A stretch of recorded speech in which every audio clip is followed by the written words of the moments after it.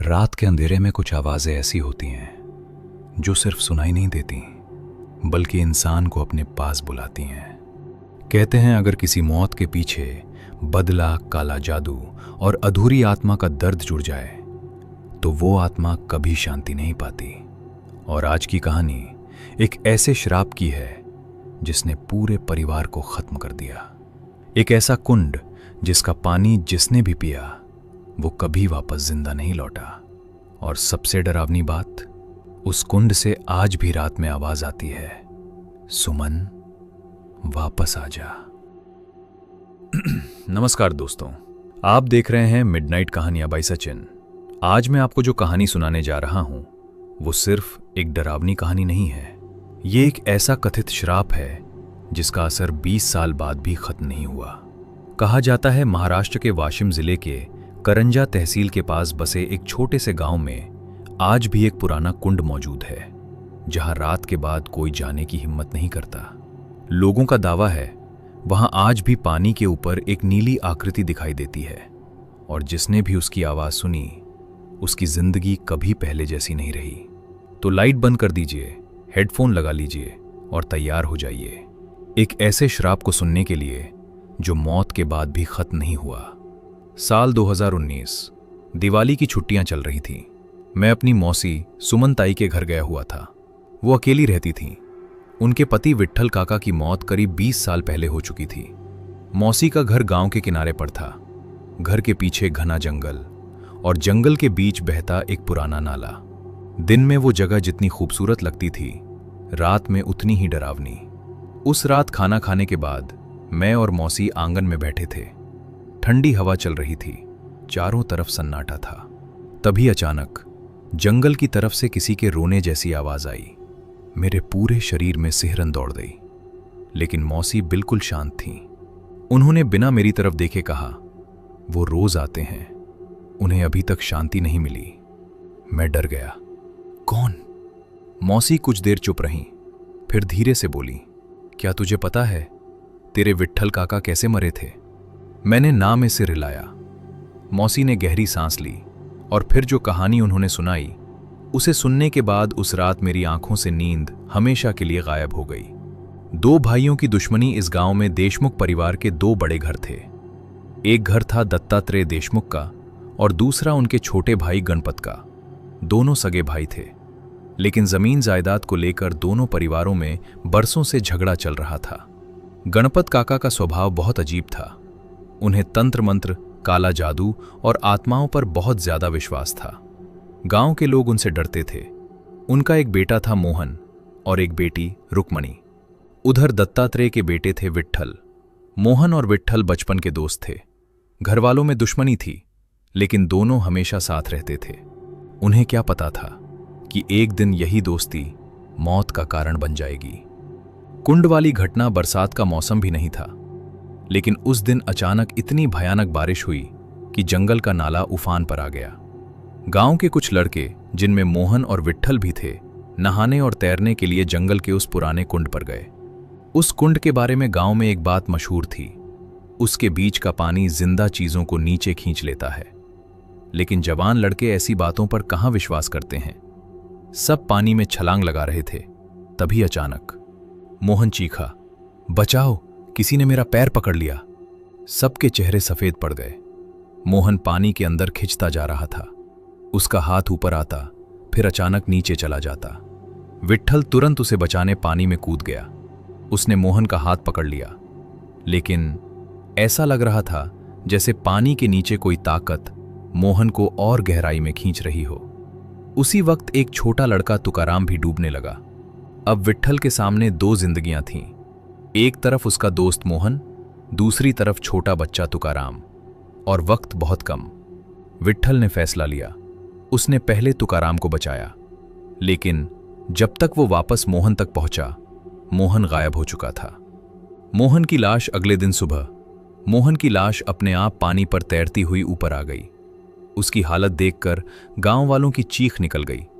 शरीर पूरी तरह नीला पड़ चुका था, आंखें बाहर निकली हुई थीं और गले पर काले निशान थे, जैसे किसी ने उसका गला दबाकर मारा हो। मोहन के पिता पूर्णिमा की रात एक रात मैंने देखा कि विट्ठल अचानक बिस्तर से उठे, लेकिन उनकी आंखें खुली होने के बावजूद ऐसा लग रहा था जैसे वो होश में नहीं है। वो धीरे धीरे घर से बाहर निकल रहे। मैं डर गई, क्योंकि जो आदमी खुद खड़ा भी नहीं हो पा रहा था, वो बिना सहारे चल कैसे सकता था। मैंने दादाजी को जगाया। हम दोनों उनके पीछे भागे। वो सीधे जंगल की तरफ जा रहे थे। फिर हम उस पुराने कुंड तक पहुंचे और वहां जो हमने देखा, उसे देखकर मेरा खून जम गया। चांदनी में कुंड के पानी के ऊपर एक नीली आकृति खड़ी थी। उसकी आंखें खुली हुई थीं, गले पर काले निशान थे और वो हाथ फैलाकर विट्ठल को बुला रही थी। आजा, आजा। वो मोहन था या कुछ और, आज तक कोई नहीं जानता। तांत्रिक का सच। अगले दिन गांव के मशहूर तांत्रिक बाबा साहेब पटवर्धन को बुलाया गया। उन्होंने विट्ठल को देखते ही कहा, इस लड़के पर करनी की गई है शमशान तंत्र। उन्होंने बताया कि कोई मरे हुए पानी, राख और आत्मा की शक्ति का इस्तेमाल करके विट्ठल को मारना चाहता है। फिर उन्होंने एक बात कही जिससे मेरे पैरों तले जमीन खिसक गई। उन्होंने कहा, यह श्राप एक जान नहीं लेगा, 2 लेगा। और फिर उन्होंने मेरी तरफ देखा। गणपत का काला कमरा। हम सब गणपत के घर पहुंचे। दरवाजा अंदर से बंद था। जब उसे तोड़ा गया तो अंदर का नजारा देखकर सबके होश उड़ गए। कमरे के बीच राख का घेरा बना था। 3 मोमबत्तियां जल रही थीं। बीच में इंसानी खोपड़ी रखी थी और उसके ऊपर विट्ठल के कपड़ों से बनी एक पुतली। उस पुतली के गले में काला धागा कसकर बंधा था। सिर में कील ठुकी हुई थी। पूरा कमरा सड़े हुए मांस की बदबू से भरा था। तभी अंधेरे से आवाज आई, मोहन की जान गई है, अब विट्ठल जाएगा।